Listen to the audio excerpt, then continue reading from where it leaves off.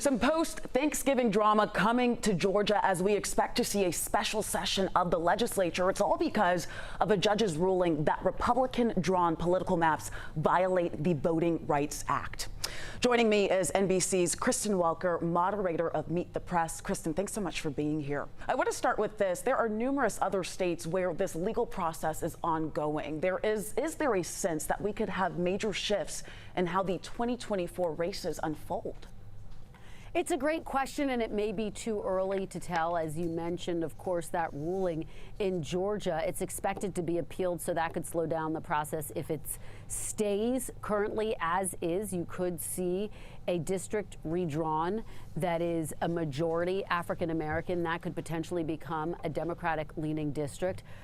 But could that be offset by other states? As you rightfully say, for example, there could be 3 different districts redrawn in North Carolina. Would they be Republican leaning? So it's hard to know what the math looks like now.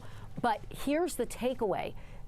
The margins are so narrow in Congress right now. So one district being redrawn in either direction would have a significant impact. And that's part of why voters are watching this so closely, Faith.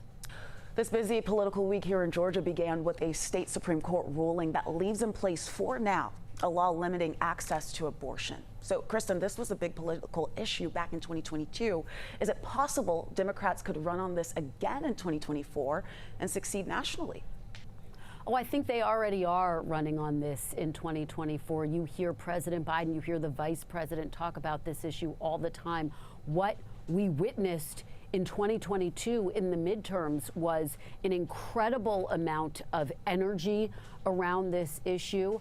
Democrats capitalized on that, and quite frankly, they had bigger gains, I think, than anyone was expecting. The question becomes, will Democrats be able to sustain that energy? Will Republicans find a way to tap into that as well so that they can get their voters out? We'll have to see, but this is going to be front and center. This is an issue that voters are really passionate about. It's a major issue in the Republican primary, as you know. The candidates talking about that, being pressed on where they stand, how many weeks, for example, would they agree to an abortion ban with exceptions. And so I think you are going to continue to see this front and center on the campaign trail in 2024, Faith.